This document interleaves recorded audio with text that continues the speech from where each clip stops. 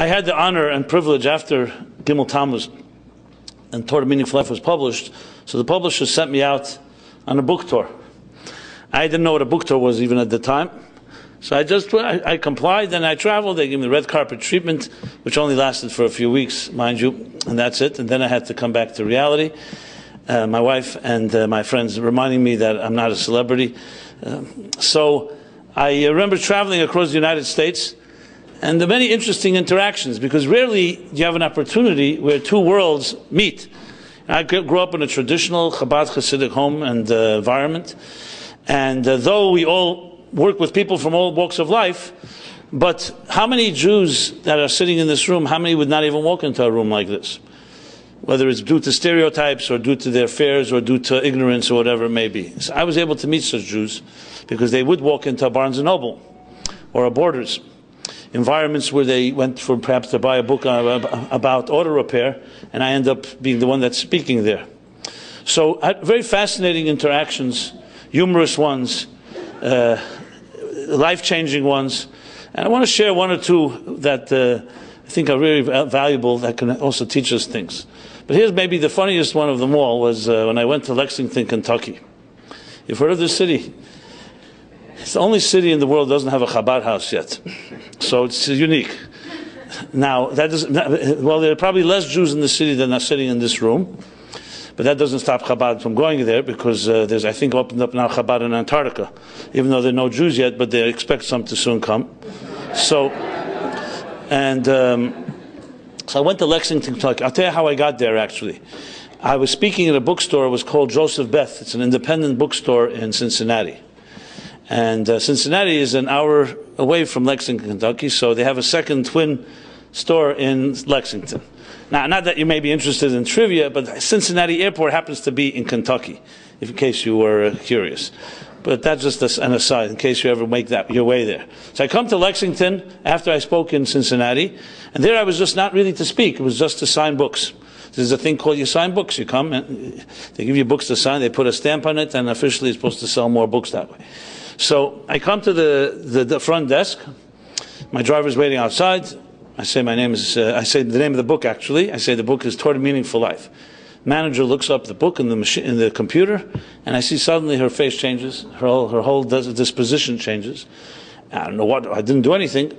And she gets on the phone to the manager upstairs, and she whispers to her quietly, Rabbi Schneerson is back.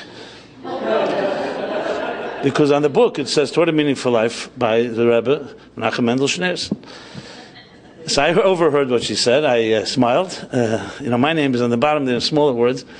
Anyway, the manager comes running down, and she's like saying, Rabbi, what can I do for you? We'll bring a coffee. CNN will invite the media, So I decided to play along. And, how often do you have an opportunity to feel like a Rebbe for a few minutes? It's a joke. So I decided, okay, so I was quiet, and they're like catering to me. It was like amazing. A miracle. Anyway, for a few minutes, obviously, I couldn't carry on the charade. So I said to them, I'm sorry to share with you that I'm not Rabbi Schneerson. I worked for him. My name is Rabbi Jacobson. But they were disappointed, I must tell you. And clearly they weren't Jewish, of course, They weren't skeptics. So I just shared this story.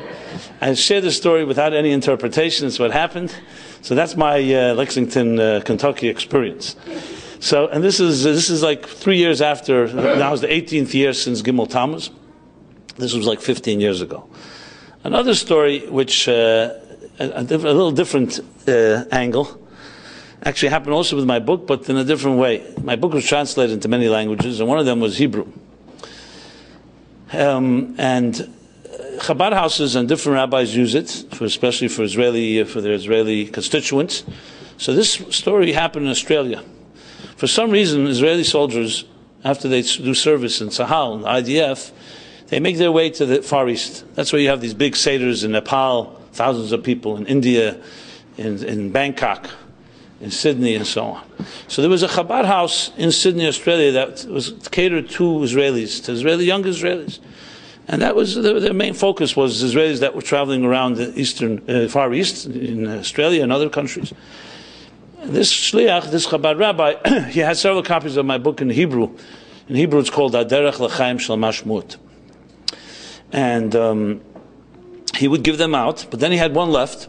So he decided, because he doesn't want to give it to anyone, he decided no one should make off with it. He punched holes in it, like in a phone book, and he tied it to the bima, to the table in the shul, so anyone who wants to read it can read it. It's all relevant. That's why I'm telling you the details. One Shabbos day, he sees, after davening, a guy, an Israeli young guy, in his early 20s, he's sitting and reading the book, as it was attached. I mean, with a string, you could read it, but you couldn't go anywhere with it. And after everyone's about to leave, after the Kiddush, the guy asked the Chabad Rabbi if he has a copy of this book. He'd like to take it with him. He says, I don't have any copies, but you can feel free to stay here all day today and read it. We'll be back later for the afternoon service, Mincha, and stay here, be our guest. Anyway, they all left, and he left them. He remained reading the book. They come back to Mincha afternoon, and lo and behold, the guy is gone, the book is gone. The only thing left were these ropes. I guess he found a way to, he was in the Israeli army, he must have figured out a way how to get a book. Okay, so the shliach, the Chabad rabbi said, okay, listen, could have been worse than that. A Jew wants to read the book, so he made off with it, fine. He forgot about it. A few months later, he was in Bangkok. In Bangkok, they had then a regional kinnus, a regional gathering of shluchim of that area. And who does he bump into in the street? This guy. It's over a year later. And he says to him, where'd you go? And what'd you do with the book? He didn't demand it back. He just was interested, like, what happened to you? So he said, well, I'll tell you the truth. I wanted the book. I didn't want to spend all day in your Chabad house, with all due respect. And I went off with it, but someone stole it from me. I had a girlfriend, an Israeli girlfriend. We were in Japan. And one day she disappeared and she took the book with her. So I have no idea where the book is. One sec, it gets more exciting.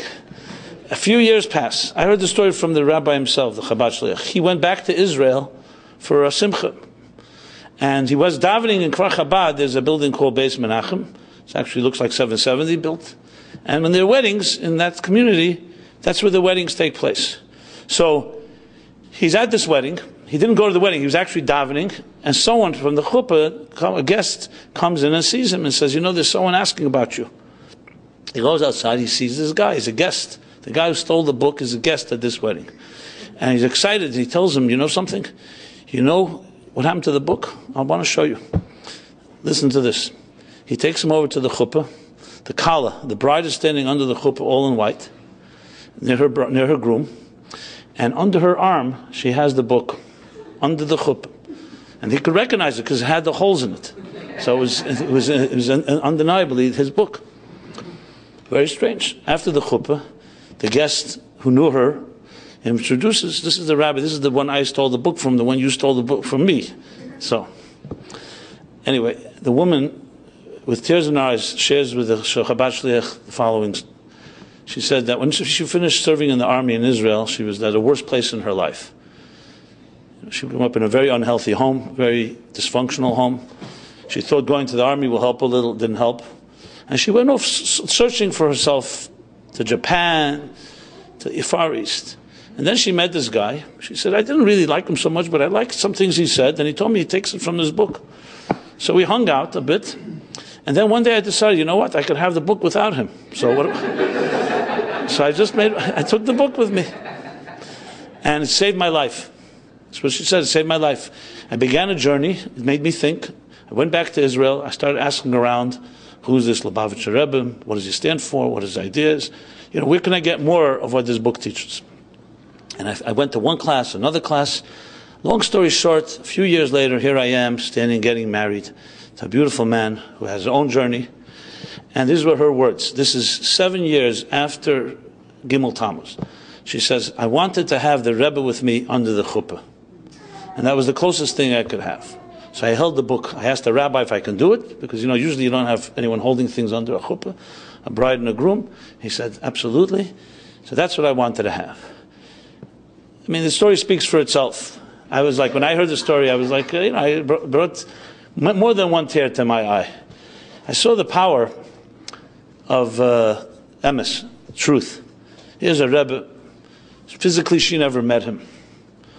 I wrote a book. I see myself, like the Talmud says, the wine belongs to the owner, and you say thank you to the waiter. So, yeah, I served the book. But the ideas, the message, the truths are the Rebbe's, absolutely. And above all, the impact on people, like in this story, clearly testifies to a power what's called Torah. I remember 2 days after Gimel Tammuz, literally 1994. That June, what day was it in the secular calendar? June, whatever it was, who cares? We know it as Gimel Tammuz. It was Sunday.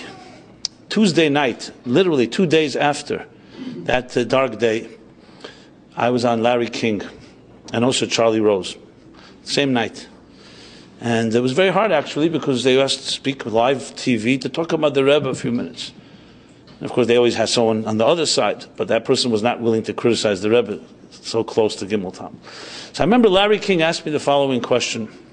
He said to me, I understand, and there's recordings, I'm sure there's tapes of it.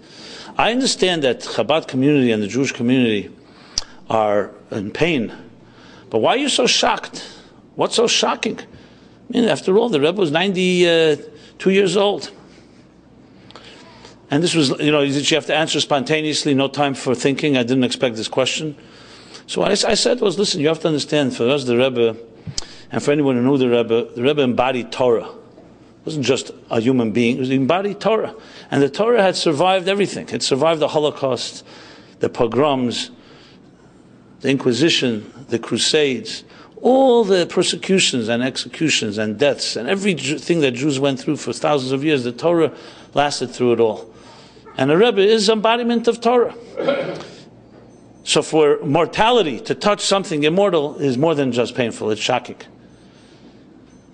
That's what I said, and everyone accepted it fine. And I really want to share that, because I think it doesn't matter how many years, 18 years, 5 years, probably 100 years. Obviously we all want and we wait for Mashiach to come and we'll be reunited with all our loved ones, the Rebbe and everyone. But the bottom line is something eternal doesn't die. And this is not about anything physical. We're talking about the Torah. We're talking about its message, and we're talking about its impact on us. You explain to me why 4,500 Chabad rabbis, shluchim, with their wives and families, spread all over the world, and not one of them has quit their job. I mean, everybody goes through changes. Someone asked me this, a reporter, a cynic, asked me last year, he says, Gimel Tammuz, he says, it's 17 years since the Rebbe is not here physically, and 19 years since he suffered a stroke. I never heard of a company that continues to move on without a CEO. Who's the CEO? So I said, there is no CEO. The CEO is the Rebbe. But you can show me a company in the world that can have a CEO that nobody can see and nobody can speak to? And he wanted to know, what's the power? So I told him, you have to remember that the Rebbe struck them when they were young and in their hearts. And even this cynic could not deny that. He says, really? That's powerful. Because that's exactly correct. Rabbi Raskin can testify to this. Rabbi Hecht can testify. I can testify. Ask any Chabad rabbi. They were talking about 18, 19, 20, 21-year-olds. What do we know about life then? But at that point in your life, when you're young and you're idealistic and you're a dreamer, you want to change the world. And most young people have no idea what to do. That's why there's a lot of rebellion, a lot of unrest and restlessness, and frankly, a lot of trouble from that age. Because hungry people cause trouble, mediocre people don't. What the Rebbe did was gave a cause. He ignited the soul in so many people. And when you ignite a soul, it never changes. And when you strike someone then, it's forever. And when you strike them with emes, which is Torah, and its message, it changes everything. And that's why it's not even a consideration for any Chabad rabbi, because they don't see it as a job. They see it as their life's mission, their soul's mission. And they saw with their own eyes the Rebbe being a living example of that. Such eternity, such immortality does not remain neutral. It affects deeply who we are. I heard this story from one of the Chabad Shluchim, Rabbi Shem Tov, in Tucson, Arizona. So he told me a few years ago, the UJA, the Federation, came up with an idea. Instead of behind closed doors decisions where they grant money to the different organizations, why don't they, since it's public money, let's make a public forum, and everybody from the whole Tucson, whoever wants, can come, and let every rabbi and institution who wants money from the Federation make a presentation, and let the people, so to speak, let's hear what the people have to say. So he was invited as one of the presentations. He wanted to get his grant. So he gets up, and everyone gave long speeches and presentations and statistics. He just told one story, and he got the biggest grant of all. Actually, more than a story, an anecdote. He said the following. He said, why is it that when you, God forbid, have to go for surgery, you do a lot of research? Who's the best surgeon? You want to get referrals. You want to know their history. You don't just let yourself go to surgery without proper due diligence. And when you fly in a plane, by contrast, it's also dangerous. You don't do any research to finding the best pilot. Whatever the airline gives you, you give. You don't even know the name of the pilot until you get on the plane. Why is it? So he says the difference is very simple. When you do surgery, the doctor, no matter how good he is, at the end of the day, you remain on the slab, and he goes home to his wife and children. The pilot, if the plane's going down, he's going down with you. So he said there are many types of rabbis in the world. There are rabbis who are excellent surgeons and experts and professors and philosophers, but they go home. And then there are rabbis that are in it with you. They go up with you, and God forbid, when things are difficult, they're there with you as well. And he says, that's how I was trained. And as a result of that, he got a standing ovation, and he got the biggest grant of all of them for that year. He said the next year, they decided not to do a public forum again. Whatever, I don't know if he had anything to do with it.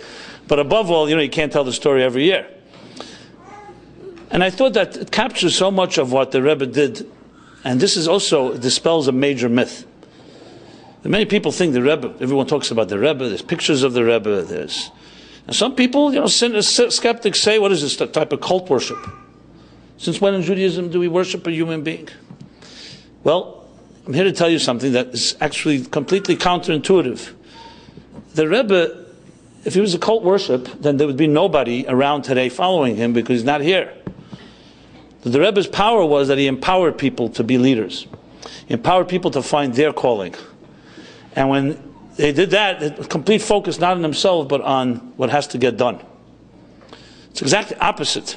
The reason you have so many people who talk about the Rebbe in that way, in a loving way, is because the empowerment. Not because they're necessarily the greatest scholars and see the Rebbe as the biggest scholar. That too. But above all, his empowerment of human beings. The sensitivity. I am a personal witness, and I saw it day in, day out. I just heard a story just literally yesterday from Rabbi Lou. I asked him what the source was. I'm not sure. He said he'd get back to me. He said when the Rebbe was a child, around 5, 6 years old, it's actually very appropriate for today in New York. It was a boiling day. It was a sweltering hot day. And the Rebbe was walking, but he didn't just have a yarmulke on. He had a casquette, a woolen thick casquette that you wear in the winter. That was, I guess, his only hat. So in the same town where the Rebbe lived, there were a lot of what they call maskilim, enlightened Jews, who were somewhat dismissive of religious ritual. So one of these elderly people meets the Rebbe as a little child, 5, 6 years old, and says to the Rebbe, in this heat, why don't you take off that hat, that thick, that heavy hat? So the Rebbe said in Yiddish, they spoke in Yiddish, the Rebbe said, "Metarnisht, not allowed. It's a yarmulke. They're supposed to wear a yarmulke, covering." So this guy cynically tells this child, little did he know who he'd become, he says to him, "I'll take the punishment upon myself. You could take off the hat." And the Rebbe's answer was, "Was ist der Unterschied zwischen du zu ich?" What difference does it make whether it's you or me?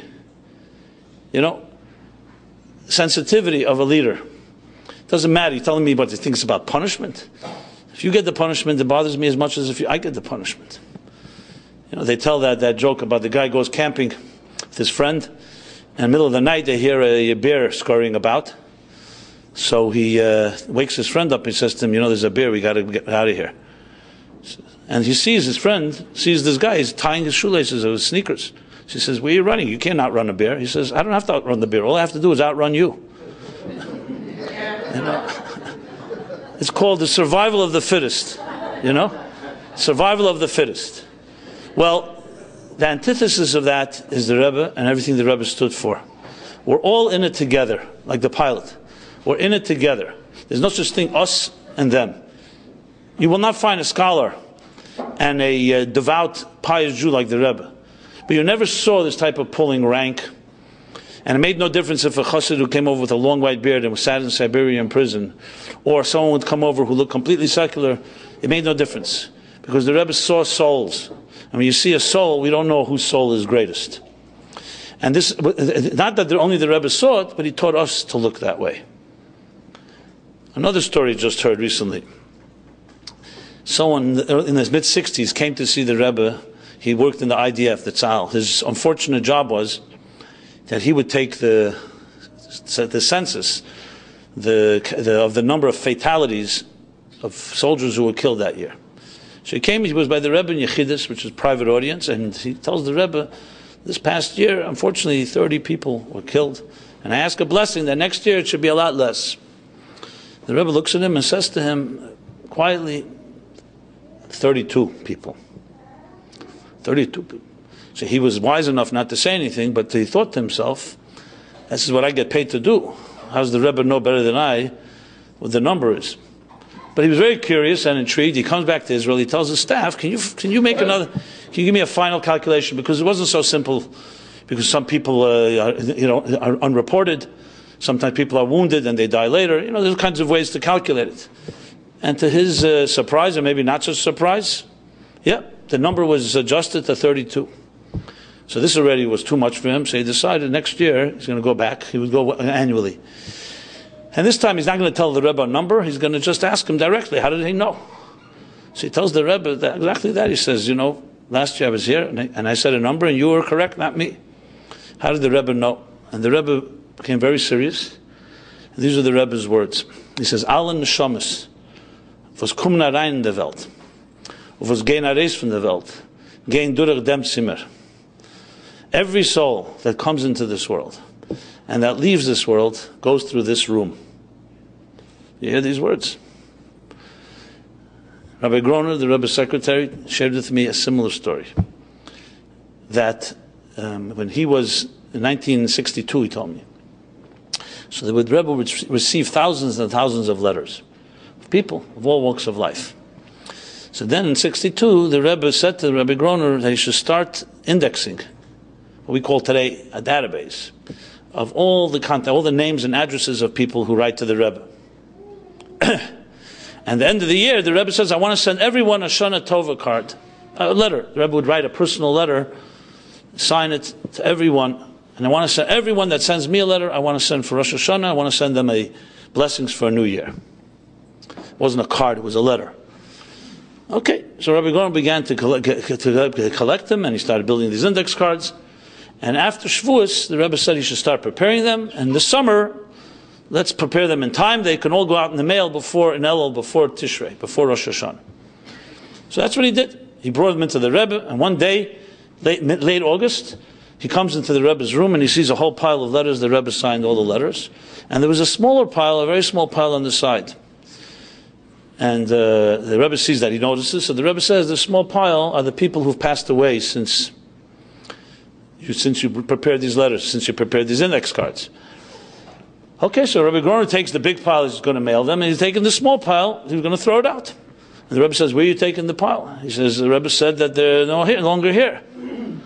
So the Rebbe said, first of all, they also need a Shana Teva. They also need a blessing for a new year. The souls that have departed. And then the Rebbe said, and the address and the address where to send it, you probably don't know, so leave them here. I'm not telling the stories just to give you some type of spooky mystical stuff, but these stories are empowering stories. We live in a world where we can feel often very lonely. It's called existential loneliness. And it's good to know that there's somebody that knows the address, so to speak, of our souls. And I mean not just the souls when they're in heaven, the souls when they're on earth as well. Because we can be here on this earth and also be lost souls. Someone that knows. So the Rebbe says all the souls that come into this world and leave this world, go to this room, it's a empowering message. There was a woman who unfortunately decided to marry an Arab years ago in London. It's a long story. I'll just tell you the end of the story. And the family was frantic. And they wrote a letter to the Rebbe, what can we do with her? The Rebbe suggested find someone in the family. She was estranged from everyone because they all cut her off. He said, find someone that still has a relationship with her. So they found a cousin. Tell her to go speak to her and tell her that there's a man in Brooklyn who can't sleep because of her. Yeah. So she goes to this cousin of hers, as uncomfortable as it was, she tells her there's a man in Brooklyn that can't sleep because who you're marrying. So she starts laughing. She says, a man in Brooklyn? What do I care about a man in Brooklyn? So to let him take a sleeping pill. That's what she said. Anyway, to make the long story short, as I said, there are a lot more details to this. A few weeks later, this woman has a dream, and a man from Brooklyn comes to her in the dream.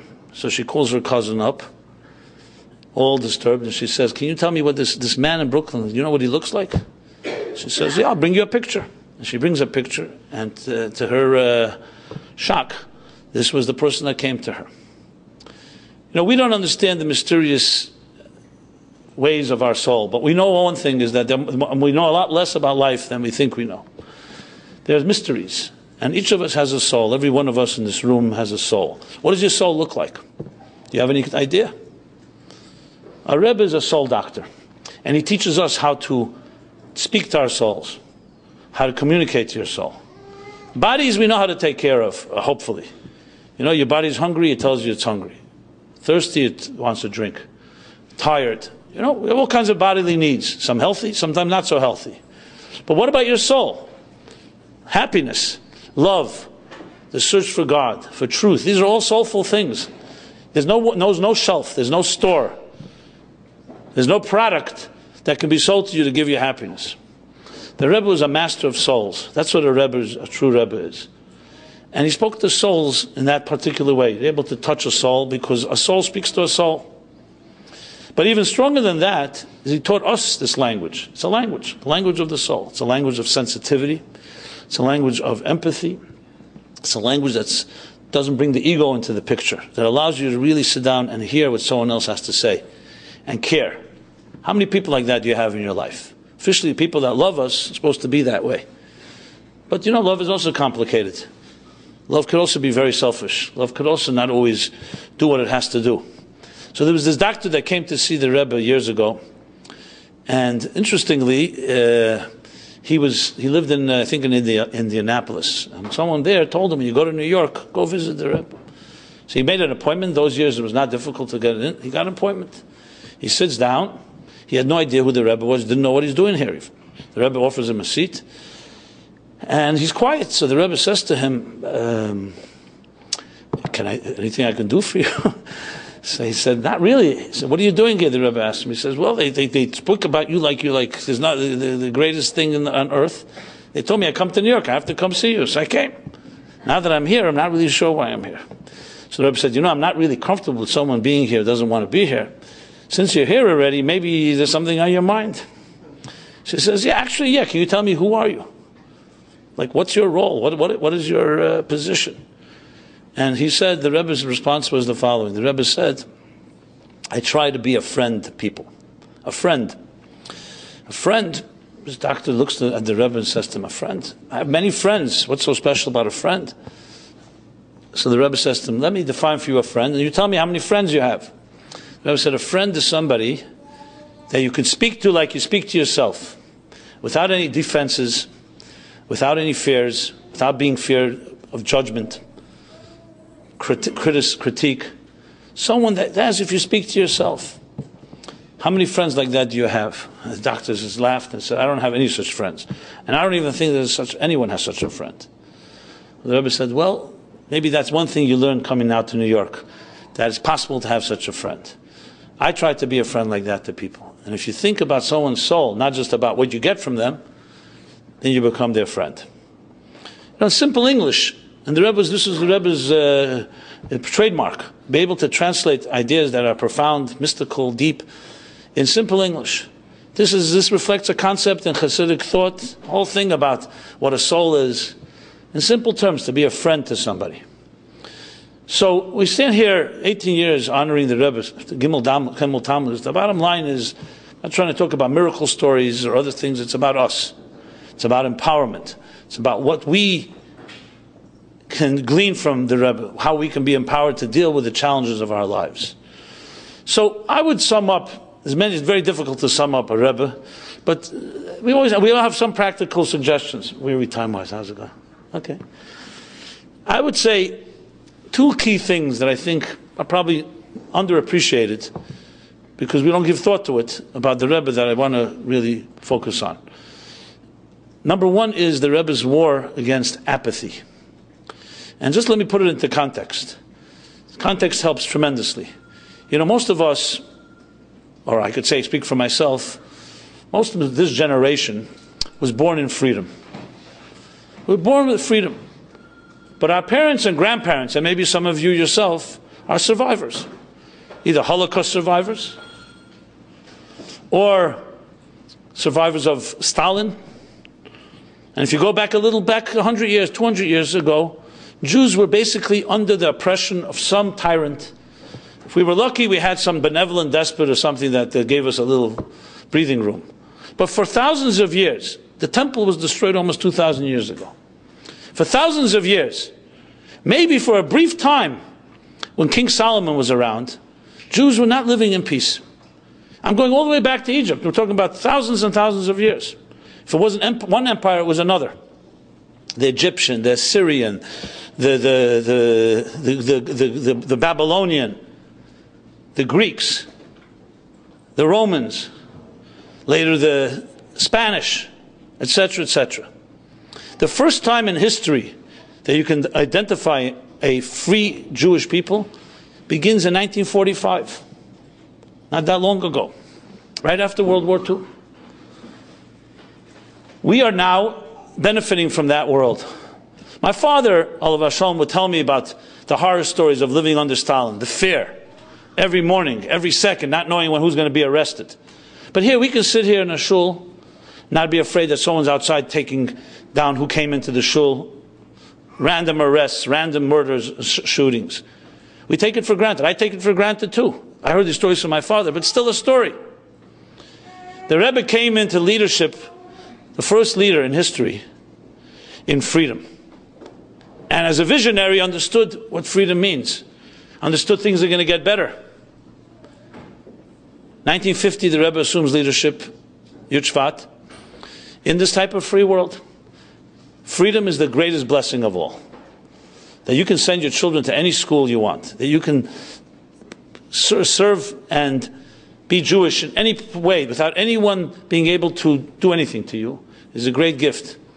But the Rebbe also recognized the challenge of freedom. And the challenge of freedom is comfort zones. Apathy. You know, like the guy that said to his friend, he says, what's worse, apathy or ignorance? And he answered, I don't know and I don't care. You know? Apathy is a kiss of death. You know, it's like if someone argues with you, at least there's a sign of life. You share with someone a life-shattering experience, and instead of them, they yawn or they fall asleep on you, that's a kiss of death. What are you supposed to do with that? We have apathy. Apathy means my life is all right. I'm comfortable. What do you want from me? Yeah, when we're running from our enemies, it forces you to crystallize your values because you have to fight for who you are. Today, what does it mean to be a Jew? Ask this average secular Jew, and I deal with many, they say to me, I don't even know what it means to be Jewish, because the only thing I know about being Jewish is that we're anti-Semitism. That's what one Jew told me. What do you stand for? Not what we're against. Yes, we're against racism and discrimination and anti-Semitism and anti-Zionism and anti-Israel. But what do we stand for? You know, they tell that guy the joke about the guy gets up in the Knesset and says, I have the solution to all our problems. Instead of fighting with the Arabs, let's attack the United States. They'll beat us, of course. And then they'll rebuild us out of guilt, and we'll become another superpower like Japan and Germany, like after World War II.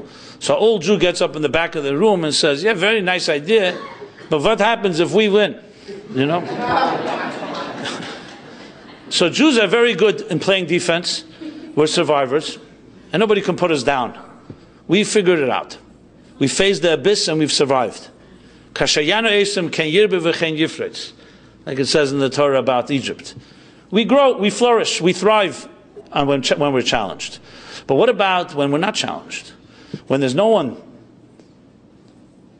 attacking our freedoms? It's a whole different challenge. Success is much harder than failure. Because then, what crystallizes your vision? So I submit here that the Rebbe in 1950, the great Rebbe, took upon single-handedly a war against apathy and comfort zones. And we saw this.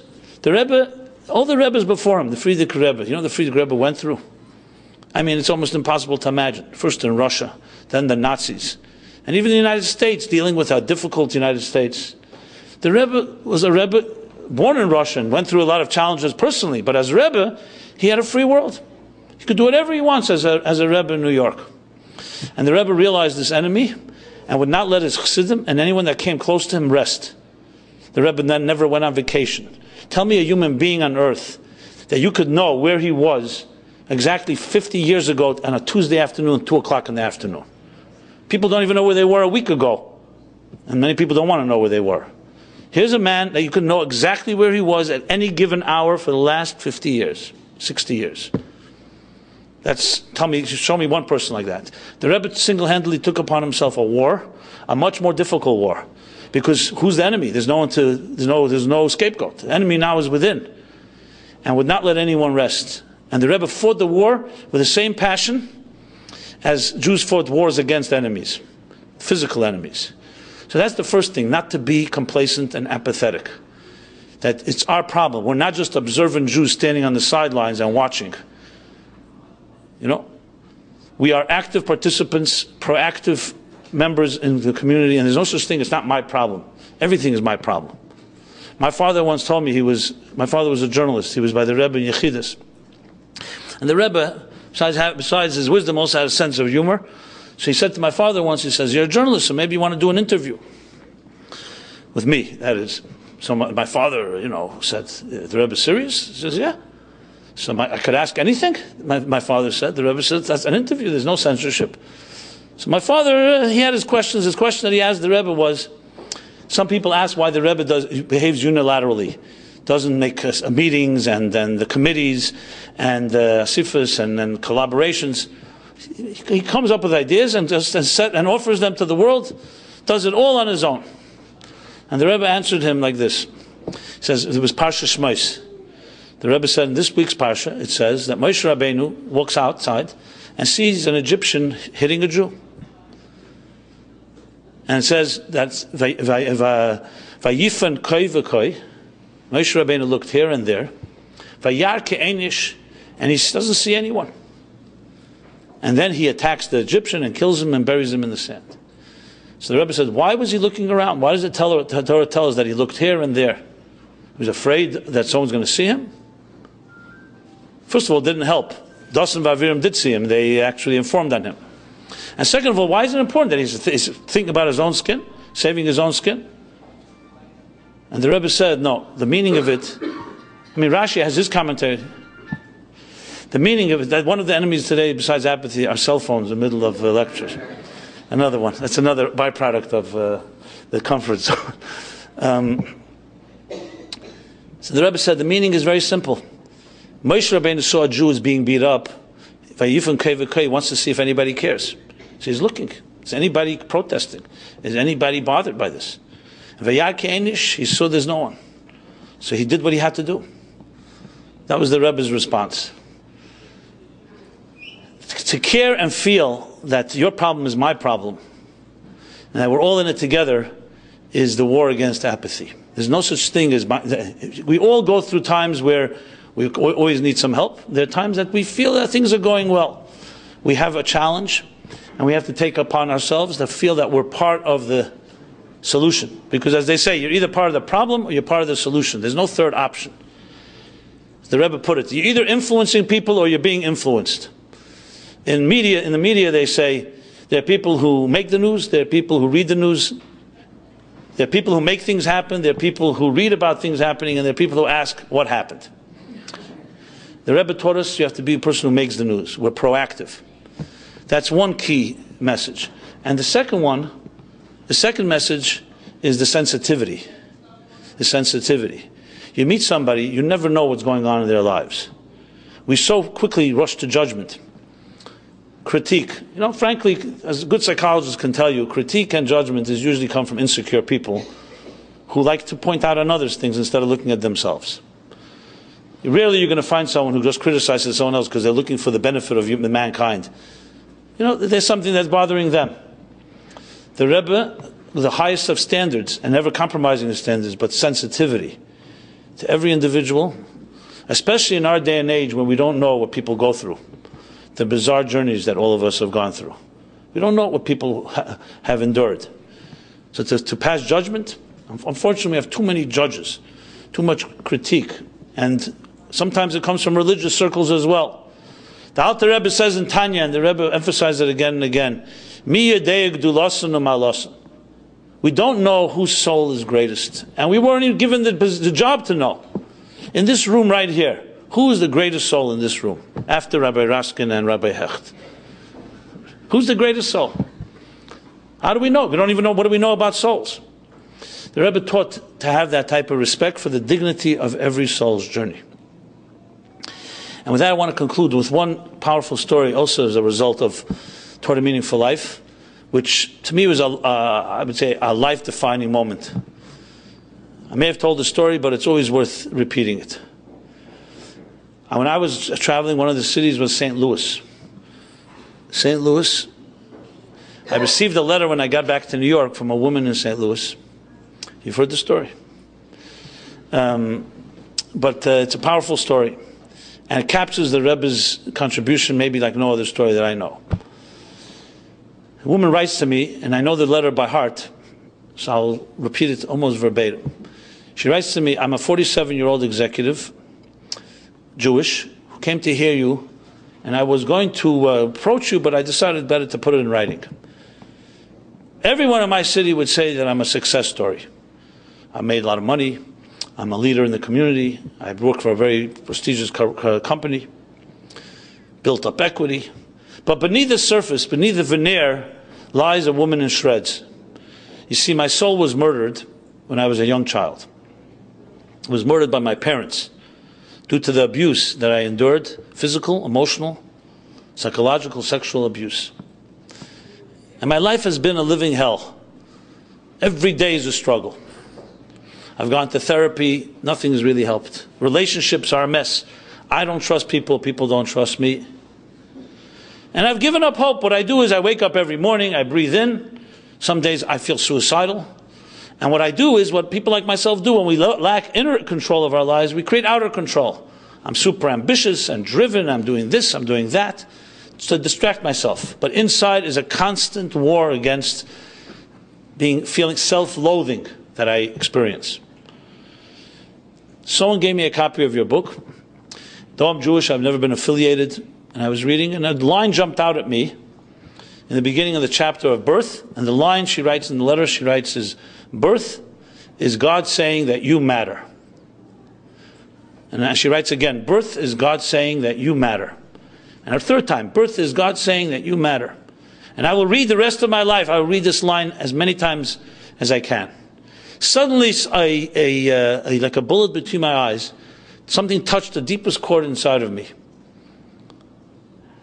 That despite what my parents told me what they thought I was through their abuse, worthless, despite what the society tells us that our value is nothing more than a statistic on someone's balance sheet, that our value is based on productivity, buying power, looks, youth, your social status, despite all that, I matter to the one that matters most, God.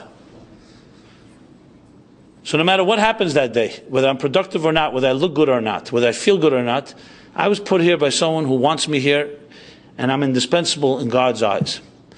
And then she concludes her letter and says, so though I have many years to heal, for the first time in my life I have hope. And that hope is, and the work cut out for me is, to create bypass surgery, to bypass the arteries that were infected by the abuse that I endured, and reconnect to the pure moment of birth. The moment when I came out from my mother's womb, like freshly fallen snow, when God said, I want you, I need you, you're my child. Birth is God saying, you matter. And then she says, so thank you for giving me back my life. You can imagine, I read this letter, I remember I was crying. I wrote her back a note thanking her and offering her my help in any way. I couldn't believe it. I couldn't believe it. A woman never met the Rebbe. sharing with me, of all people, a sacred trust. And I went back to read the book, even though I wrote it. And I remembered where I got that line from. The Rebbe didn't speak it in English, but there was a line the Rebbe would say all the time. You know, sometimes the Rebbe said so many things so often, you take it for granted. He would quote the pasuk, "Va'amach kulam tzadikim, ma'aseh yodeh lehispoyer." Neitzer matoi, ma'aseh yodeh lehispoyer. It's a verse. The Rebbe made it into one of the 12 verses that the children repeat it many times. You are my handiwork, and I'm proud of you. So when I wrote the book and it came to that chapter, for some reason I phrased it, birth is God saying you matter. Because I remember so many times at a Farbring, and I remember even the Rebbe once pointing at a Farbring with his finger. The Rebbe said, everyone here and everyone on earth was chosen to be here by God, and the mission you have to accomplish, no one but you can accomplish. No one that ever lived, and no one that ever will live can do your job. Not even Moshe Rabbeinu, the Rebbe once said. Because why would God send two of the same? Think about the power of this message. Imagine you would feel every morning when you wake up and you say, Meida'ani, thank you for giving back my soul, that I'm indispensable, that I absolutely matter. Doesn't matter if there's 7 billion people on this world. Doesn't matter what anyone else is doing. You specifically have a job to do. No one can do it but you. Nobody. How our lives would be different if that was our driving ethos. That idea that we're on a mission and that type of calling. So this letter captures the second thing I wanted to share, the war on apathy, and the second is the indispensability of each of us here, every one of us. That was the Rebbe's greatest legacy, that we today can be the arms and legs, the eyes and ears, and we can be shluchim. Shluchim is not just one person, there's 7 billion people on earth were chosen by God to be here. Jews in their particular way. Anyone that had the blessing to be exposed to the Rebbe, his teachings, his shluchim, the message, know this. But this is your birthright. Not the Rebbe, nobody gave it to you. God himself gave it to you. And the question is, are you living up to that calling? So if you take any message away from this evening, from this Gimel Tammuz, just think about that. What is your indispensable calling? What is the role? And even if you don't have a complete answer, just think about it. Let it bother you. Make you a little restless, you're already halfway there.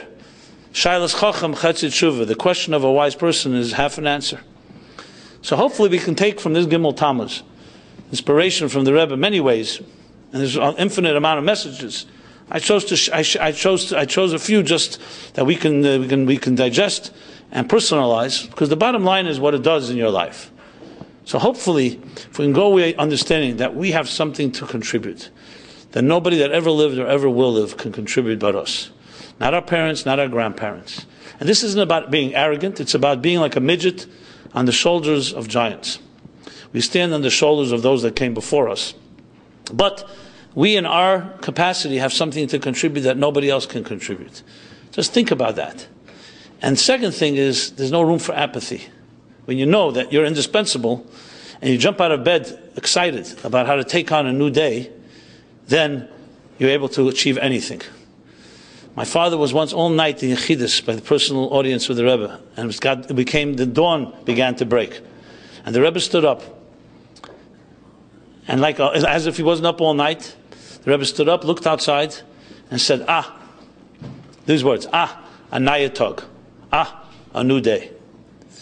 So may we embrace and reconnect to that type of vigor and that type of youthfulness and that sparkle to feel every morning when we wake up, not to say, oh boy, what's coming today, but to take on the day and say, wow, carpe diem, seize the day, seize the moment, that this is a new day, new opportunity. You were given another renewed contract to accomplish your indispensable contribution. And the spirit and the in honor of the Rebbe's relentless efforts, tireless, with people again and again and again, may we all be zeich, may we all merit to fulfill our calling, to do our little part, each of us an indispensable musical note in a large composition. And we need each other, because the music can't be played without one of those notes. And we need each other, and everyone needs us.